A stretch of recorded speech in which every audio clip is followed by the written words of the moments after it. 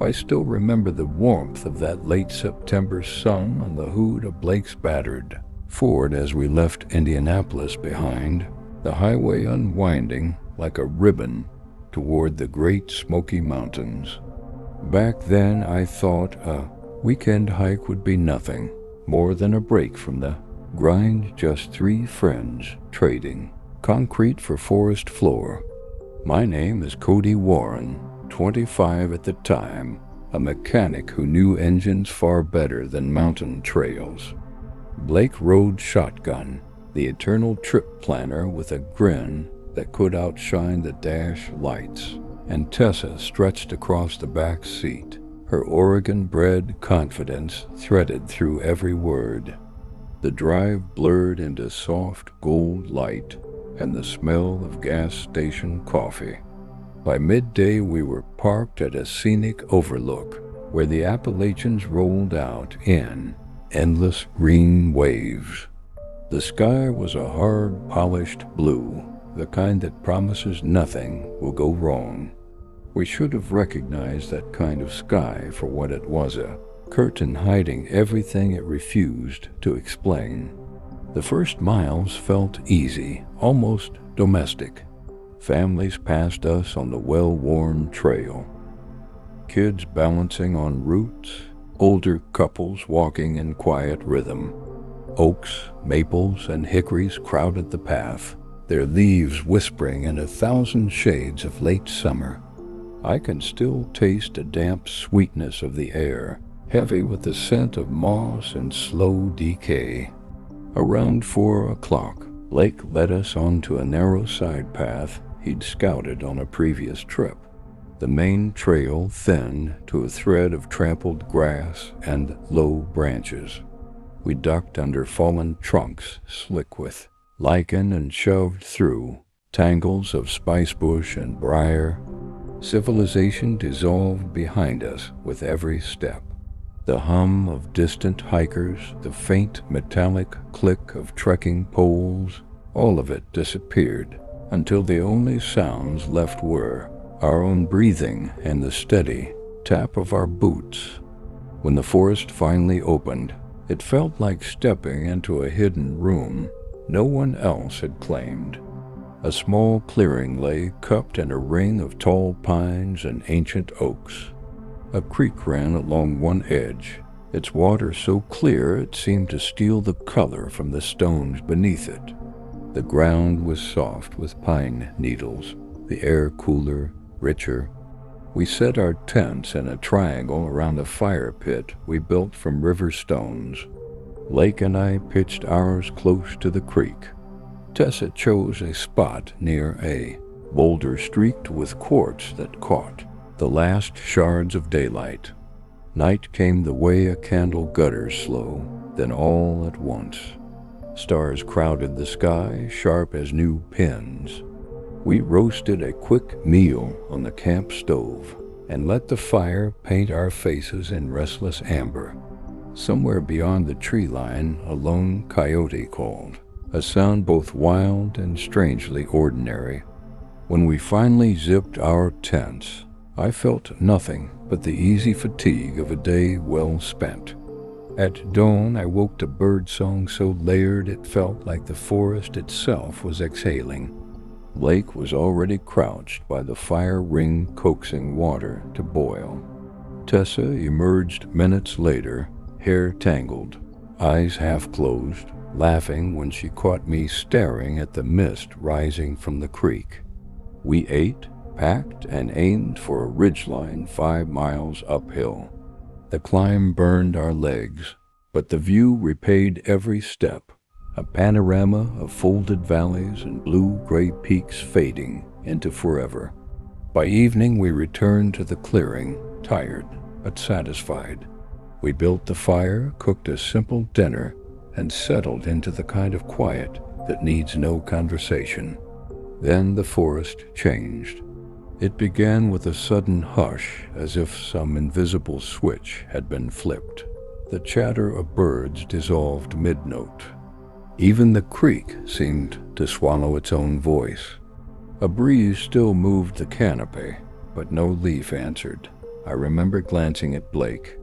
He was already looking back, eyes narrowing. Tessa kept talking for a moment, words trailing into the strange pause, until she felt it, too.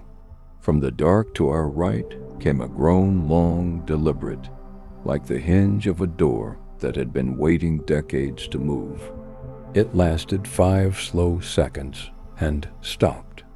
We froze, every sense straining against the quiet. Nothing, no repeat. Blake murmured something about trees shifting in the wind, but his voice carried a weight that betrayed the guess. We tried to return to small talk, but the clearing felt altered, the air tighter, charged. At 9 o'clock, another sound cut through. 3 heavy thuds, spaced like slow heartbeats, from the opposite side of camp. Blake's flashlight beam knifed into the trees, barely reaching 30 feet before the dark swallowed it. The noise ceased the instant light touched it. He suggested a bear plausible in these mountains, but even as we hung our food in sealed containers, the forest betrayed him. Half an hour later, the knocks resumed, this time to the left, paired with that same drawn-out groan, circling us like a deliberate thought. We decided on a watch rotation. Blake first, then me, then Tessa. Sleep, when it came, was brittle. When Blake shook me awake near 2, he whispered that nothing had moved in hours. I sat by the fire, a thermos of tea warming my hands, the moon a thin white hook above the trees. The night pressed close, so quiet that each flick of the fire sounded like a branch snapping. Then I heard it, a low, endless hum, almost below hearing, as if the earth itself had found a hidden frequency. No wind, no distant road, just that steady vibration, metallic and patient. 10 minutes later it faded, leaving a silence that felt heavier than the sound. A single crack of a branch followed 30 feet out, deliberate, another closer. Something was moving toward the clearing, large enough to break what it stepped on, yet careful, as if testing each pace. I stood, grabbed a burning stick from the fire, and held it high. The flame shuddered and threw jagged shadows across the trunks. Between those trunks, a shape shifted. At first, I told myself it was only smoke, a trick of light, until it leaned forward. It was tall, far taller than any man, and wide, in a way that redefined the word. Broad shoulders rolled like slow thunder. I couldn't see a face, only the outline of a head that seemed too small for the body below it. The thing stopped when the light reached it. For a moment we simply existed across the same breath of darkness, the fire's hiss the only witness. Then it exhaled, a deep, slow breath that rattled the clearing and left the scent of wet stone and something older than rot. I backed toward Blake's tent without lowering the torch. The stick burned lower, its sparks like falling stars. I snatched a new branch from the fire and looked back. The shape was gone. The first miles back toward the trailhead felt unreal, like we were walking through a dream that hadn't decided whether to keep us. Morning light filtered down in fractured shafts, but it carried no warmth. Every branch and shadow felt rehearsed, as though the forest was performing normalcy for our benefit. None of us spoke. We moved in a quiet, practiced formation, Blake in front, Tessa in the middle, me behind our boots landing in near-perfect rhythm, as if a single heartbeat pushed us forward. For the first hour I heard nothing but the crunch of leaves in the shallow, rush of the creek beside the path. Then came a faint echo, 3 knocks, perfectly spaced, like a carpenter testing a beam deep in the woods. Each strike was so distant it might have been memory, yet the pattern sank into my chest with absolute clarity. Tessa flinched, but didn't look back. Blake's shoulders tightened, his stride never faltering. We all pretended not to hear. The trail sloped downward, toward a wide hollow where mist pooled like breath held low to the ground. The air thickened with a scent I can only describe as stone after, lightning metallic and wet, with a sour edge that tightened the throat. Our steps slowed without agreement. I kept scanning the edges of the fog, half expecting those golden eyes to glow through. Instead, the forest offered small betrayals, a flash of movement behind a stand of birch, a ripple in the mist that didn't follow the breeze. Each time I turned, the shapes dissolved into ordinary trunks and shadow. When we finally reached the junction with the main trail, the woods around us erupted with sound, as sudden and absolute as the silence the night before. Birds chattered, squirrels darted, a woodpecker hammered a steady beat. The forest had given us back the world we recognized, but it felt like a bargain struck behind our backs. We quickened our pace, no longer caring about loose stones or twisted roots. Civilization, with all its small noises and familiar edges, waited a few miles ahead. By early afternoon, we saw the shimmer of parked cars through thinning trees. Relief should have been a rush. Instead, it arrived thin and delayed, like an aftertaste. As we loaded the packs, a low vibration passed through the soles of my boots. It wasn't a sound so much as a pressure, the memory of that midnight hum threading up from the ground. I looked back toward the green wall of forest and felt the unmistakable weight of observation, something standing where we couldn't see, watching us leave its territory. We drove for hours with the windows down despite the autumn chill. No one spoke until interstate lights began to smear across the windshield. Finally, Tessa said, barely louder than the wind, "No one would believe it." Blake kept his eyes on the road and nodded once. That was the only agreement we needed. We scattered back to our lives, Blake eventually to Canada, Tessa to years that would end too soon, and me to a small apartment in Indianapolis, where silence sometimes feels thick enough to touch. 26 years have passed. I have carried this story like a stone in my chest, heavy and unspoken. Some nights I wake certain I've heard that same subterranean hum vibrating through the floorboards. Other times, walking home late, I sense a rhythm in the darkness behind me, 3 slow knocks, perfectly spaced. Maybe it's only memory's echo. Maybe not. What stays with me most isn't fear. It's the moment when the largest of them placed that massive hand on my shoulder, careful as moonlight. In that brief contact lived a question I still cannot name. Whatever they were, ancient remnants, undiscovered giants, something that slipped between myth and biology, they chose to let us leave.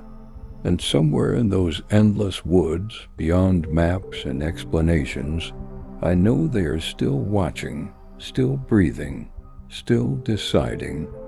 I wish I could tell you that time has smoothed the edges of that night. That distance turned it into nothing more than a strange story I tell myself when insomnia claws at the dark. But the truth is stranger. The memories have not dulled. They've sharpened, like a blade honed by every year I keep silent. After we returned to Indianapolis, the 3 of us carried our pact of secrecy like an invisible scar.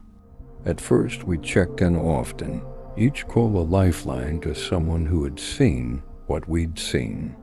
But within months those calls thinned. Blake fled north to the cold expanse of Canada, maybe hoping wider skies could dilute the memory. Tessa tried to bury it beneath everyday noise, yet whenever we spoke her voice carried a tremor, as if the forest still whispered through her. Then the accident took her 5 years ago, and I lost the only person who understood the weight of those golden eyes. Alone, I started noticing patterns I once would have ignored. Newspaper briefs about missing hikers in the Smokies, search parties finding nothing but shredded tents and smeared blood, reports of guttural cries on windless nights. The details never made the evening news, just the quiet columns no one reads, but the people who need to. Each story reopened the clearing in my mind, the smell of scorched pine, the heavy breath that vibrated through my ribs.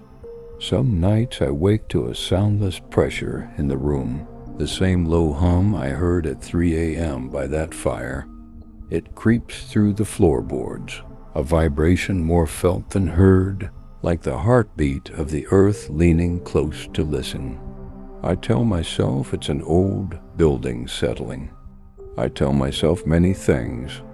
None of them hold. Once, 2 winters ago, I drove back toward those mountains without planning to.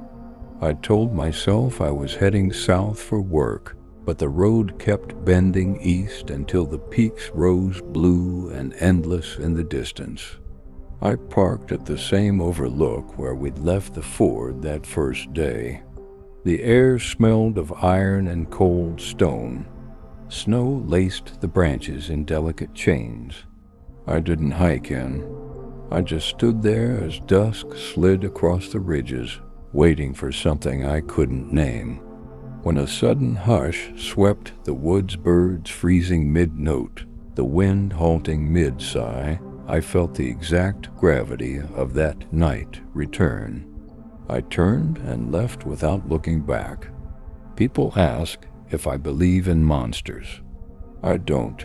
Monsters are bedtime stories with teeth filed to fit inside human fear. What I believe is older and more complicated, that there are forms of life the world never catalogued, beings that learned long ago how to remain legend by choice. They are not fantasies. They are survivors. I sometimes wonder why they let us go. Perhaps it was because we didn't fight. Perhaps because in that final moment when its hand rested on my shoulder, I met its gaze without hatred. There was no language between us, yet something passed, an understanding as deep and wordless as the forest itself. Now, when sleeplessness stretches the night into something endless, I close my eyes and the clearing unfolds behind them. I see the red flare slicing the dark, the massive silhouettes holding there, ground like statues built from shadow and muscle.